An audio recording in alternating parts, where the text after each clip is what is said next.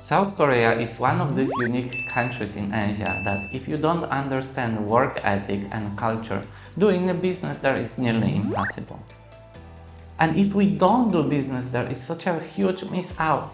Because Korea, it's not only about K-pop and kimchi. If you don't know, they actually cover 60% of the whole world memory chip production. Their tech scene is huge, and you really don't want to miss out on this market. Today I will share with you 4 things I wish to know before I work with my first Korean client. Hello everyone, my name is Adam Skoneczny and you are watching Go Global Asia podcast. After many years helping Asian businesses scale and sell to Western clients, I have created this podcast to share with you what actually works. This is a value-driven podcast for all professionals who are considering global expansion, who want to learn about international sales and create successful global collaboration. In this podcast, I would like to share with you guys 4 main lessons I learned during collaboration with South Korean client. I wish that somebody tell me those lessons because I invest a lot of time, I invest a lot of energy, and I invest a lot of effort to learn those. And to be honest with you, I invest also some faith project as well. So those lessons, they were crucial elements for me and for my team to be able to collaborate with Korean clients. I will be very honest with you. If we wouldn't learn that, today we wouldn't be able to collaborate with businesses from that region. The main problem, what I notice is that many businesses, especially from Southeast Asia and from Europe, they notice the potential of the Korea. And you know what they're trying to do? They're just trying to enter the market. And then when they're having the first meeting with the client, then everything starts failing apart. There is so many elements you need to think before you join the meeting and during the meeting that it's actually overwhelming for as foreigner and even for Southeast Asian countries because their culture and work ethic is so different. And actually Korean people, they expect if you join trying to work with them, you need to understand that. So guys, let me get into it and introduce those 4 lessons. Before I share with you those 4 lessons, please make sure you subscribe to this channel if you like this content. I am sharing much more lessons similar to this, so you can actually not make mistakes as I did in my past. So let me get right into the lessons now.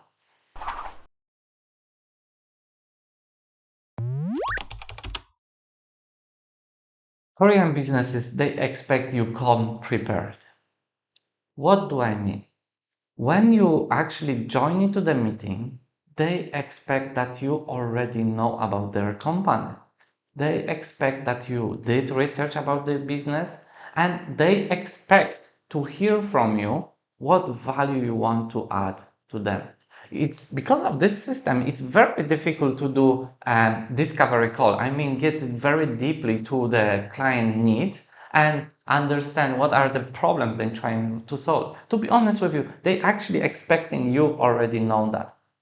So solution for us was basically when we were joining to the meeting, we were showing to the client that we did research about their company. We understand their services, we understand their product, we understand what they're doing and who are they. The next step, we explain them that we want to go a little bit deeper and see if we can add the value for them in much deeper level. And only with this approach, those companies were actually much open to share with us deeper information. Second element that was extremely surprising for me is there is no small talk in the conversation with SMEs in Korea. So I remember this situation like today. We joined to our first meeting with Korean client and I was the hosting and leading the meeting. And I prepare myself as I usually prepare. And obviously part of the preparation was small talk. And when we start the meeting, I try implement this small talk. And client from Korea look at me very weird. They didn't engage. There was not much exchange in this part, and I look at their face, they look a little bit upset, if I can say like that. So then if I notice that there is no engagement from their side, I decided to jump in right into the content of the conversation, and actually that saved my deal at that time. Later, when we finished the meeting, we had one person who was actually studying in Korea, could speak Korean, and he explained to me that the Korean people, they don't like small talk, especially in the business setting. Basically, they believe this is a waste of the time. And you can imagine how surprising it was for me. So there was not much space for us to create relationship at all. There was right into the point, and this is what they're expecting. Keep in mind. Next, another element what was surprising for me, it was we should send our company pitch deck before meeting the client. And this is actually also applying for proposal in the further part, which is very weird for me because usually when I guide the sales process for other market, we do not send pitch deck, we do not send the proposal because clients usually don't read it. If you send the proposal, they will go right to the price and check it. Or if you send the pitch deck, they will never open it. But with Korean, it's different. Actually, when you send them information about your company, they will read it. Believe me or not, they will actually read it. And as I mentioned in point number 1, they come in prepared. This is the part of their preparation. They actually read your pitch deck and they come into the meeting ready. That means you actually don't have to have a company presentation during the meeting. It was really, really surprising and it's very unique. But that's how they run the business. Last element is language barrier. So you must know that not many people in Korea, they speak English. Even if they do speak English, they're not really open to speak with you in English. That's why to have somebody who can translate during the meeting, it's giving you huge competitive advantage. Additionally, if you have somebody who lived in the both culture, either your culture and Korean, they can also translate you the culture behavior. And that will be very important additional element which this person can do.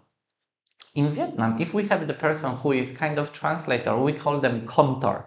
The person who stands in the middle and can translate between two teams. And it's not only about the language translation, it's also, as I mentioned, about cultural translation. Having the guy like that in your project when you work with a Korean client, it's a game changer for you and giving you huge competitive advantage. Highly recommend to get one person to your team. Obviously, hiring somebody full-time, maybe at the beginning, it doesn't make sense because there is not much work effort for that person, but having somebody part-time with opportunity to join full-time in the future would be great choice. So guys, to be honest with you, once I learned those lessons and switched my approach, the collaboration with Korean client became much more smooth. We started getting more deal, more successful deal, more contracts signed. But the 4 elements I share with you, this is the foundation for you that you must learn before you collaborate with a South Korean client. So guys, in summary, selling to Korean clients, it's not difficult. Seriously, it's not difficult, especially with the potential of the market, but it's different. And if you don't understand these differences, you will not be able to grow successfully in that market. If you guys need support to explain you how to enter Korean market, what are the sales channels, what are the approaches, what are the strategy, feel free to go to our website and book free consultation. You can talk to me or to one of our consultants and we will help you out to create successful strategy for entering that market. For this episode, that would be it. Thank you so much and take care.